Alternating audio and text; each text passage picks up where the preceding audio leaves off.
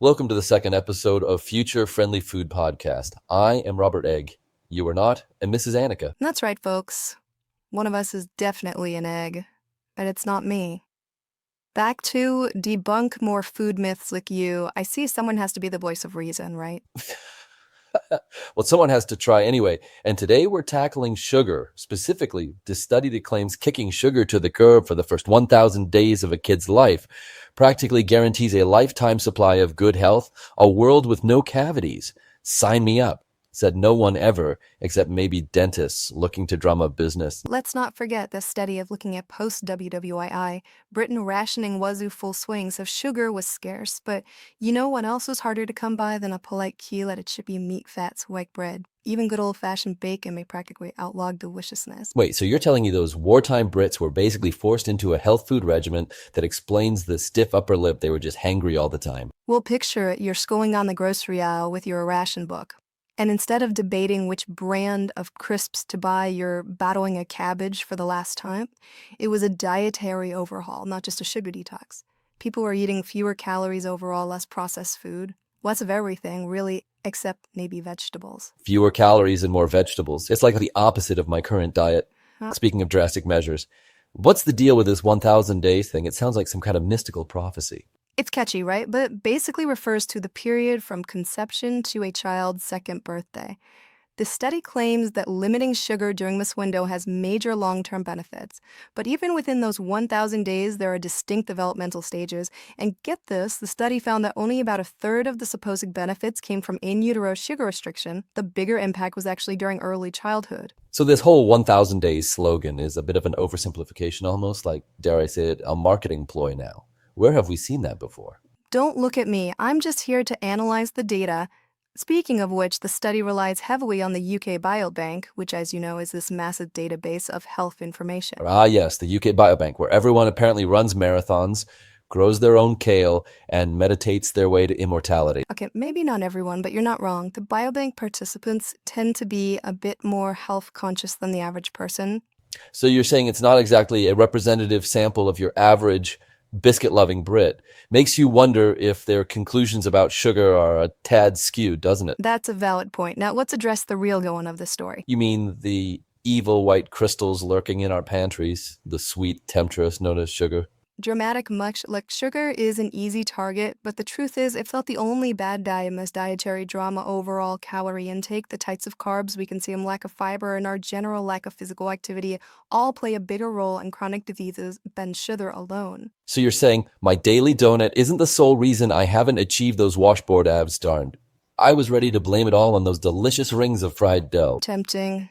I know, but remember we need to look at our entire diet and lifestyle. It's not just about ditching the sweets, it's about making informed choices about what we eat and how we move our bodies. Speaking of informed choices, have you heard of future-friendly food?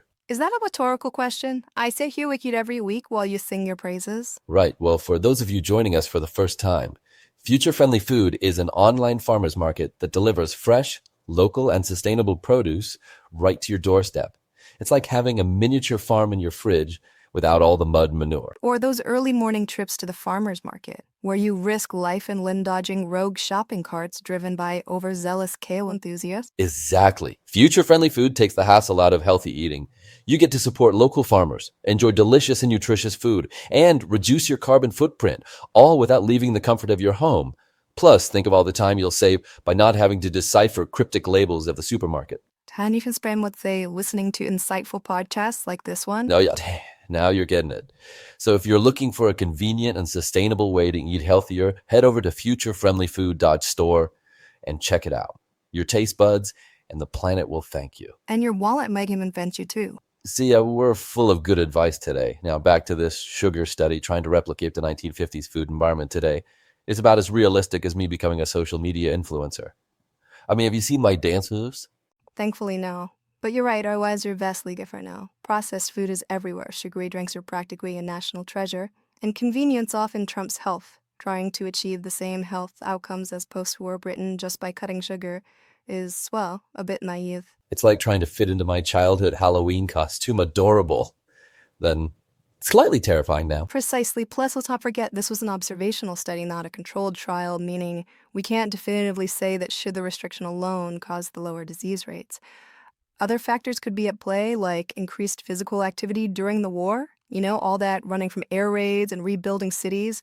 Or perhaps it was the wartime camaraderie and that keep calm and carry on spirit that boosted their mental resilience. You're telling me a good old-fashioned sing-along could be the key to a longer life. Maybe we should all start belting out wartime tunes when we grocery shop. I wouldn't go that far, but you're right to point out that other variables might be at play. So where does that leave us, Robert? Should we all start stockpiling Spam and practicing our victory rolls just in case? Honestly, the Spam part doesn't sound too bad. I have a weakness for questionable canned meats. But you're right. Simply replicating one aspect of wartime life, even if it is sugar restriction without considering the whole picture, probably won't magically transform us into paragons of health. Exactly. It's like thinking you can win a marathon just by wearing fancy running shoes. You need training stamina and probably a much healthier relationship with carbs than you currently have, Robert. Hey, my carb relationship is complicated. We have our ups and downs, our moments of intense passion, followed by periods of deep regret. Sounds messy, but the point is, while this study has its limitations, it does highlight something crucial.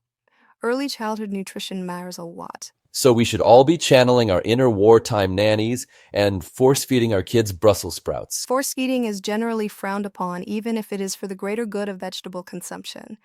The key is to create a healthy food environment for kids from the start. And that means offering a variety of nutritious foods, modeling good eating habits, and maybe weighing off the sugar a bit. Okay, so we're talking about a more holistic approach to healthy eating, but not just demonizing sugar. My sweet tooth is breathing a sigh of relief. As it should remember, it's about balance, not deprivation. And let's not forget the importance of physical activity. Those wartime Brits weren't just sitting around sipping tea and knitting socks. They were active both out of necessity and for recreation. You're telling me I need to exercise? Now you're just being mean. I thought we were friends. We can still be friends, even if I encourage you to move your body occasionally. Besides, wouldn't you feel much better enjoying a delicious, locally sourced meal from future-friendly food after a brisk walk in the park? Are you planting subliminal messages in my brain again? Because honestly, a farm-fresh salad does sound pretty tempting right now. It's not subliminal if we're openly discussing it, Robert. But back to the sugar study, this whole 1,000 days concept. Is it really a make-or-break window for a child's health? What if, hypothetically speaking, someone indulged in a few too many sugary treats during those formative years? Are they doomed to a life of ill health and regret? First of all, Robert, stop projecting your childhood sugar habits onto hypothetical children. We all know you were the kid who traded his vegetables for candy at lunchtime. A savvy entrepreneur even then. But seriously, is there any hope for those of us who weren't raised on a strict diet of kale and kombucha? Relax, no one's saying you're doomed, while those first 1,000 days are undeniably important. It's never too late to make positive changes. Our bodies are remarkably adaptable, and even small adjustments to our diet and lifestyle can have a significant impact on our health. So you're saying there's still hope for me to achieve those mythical washboard abs? Maybe I should sign up for that marathon after all. Let's not get ahead of ourselves.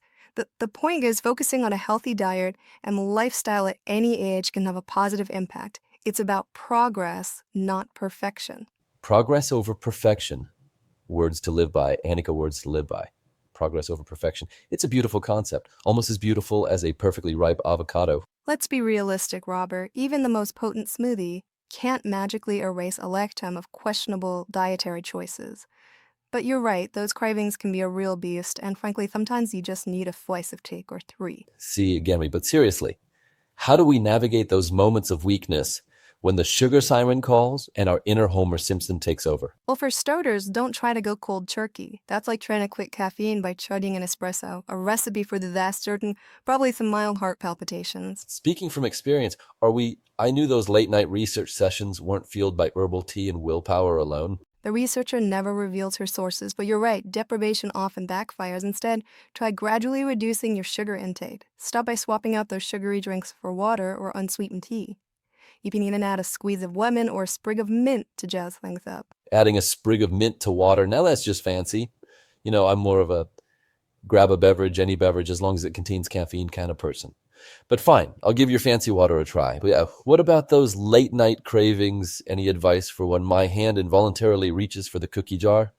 Well, for starters, try not to keep a cookie jar, or if you must, fill it with something slightly less tempting, like, I don't know, kale chips. Kale chips, you're a monster, but fine. Let's say I succumb to the cookie monster with him.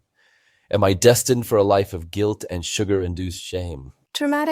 Look, the key is to enjoy those treats mindfully and in moderation, savor every bite, appreciate the flavors, and don't beat yourself up over it. So you're saying it's okay to indulge every once in a while. This is revolutionary. You're practically giving people permission to enjoy life. Don't get carried away, Robert. I'm still all about balance and making healthy choices most of the time, but I also believe in a bit of indulgence, for the sake of research and sanity. Research and sanity, two of my favorite things. Well, right after freshly baked cookies and witty banter with brilliant nutrition experts, we like to take care of our listeners almost as much as we care about debunking food myths and, eating well. Almost. But seriously, folks, when it comes to your health, there's no time like the present to make positive changes. So ditch those sugary drinks, embrace the world of colorful fruits and vegetables, and maybe even try a kale chip or two, just for me. And on that note, I think it's time to wrap up this deep dive into the sugary abyss.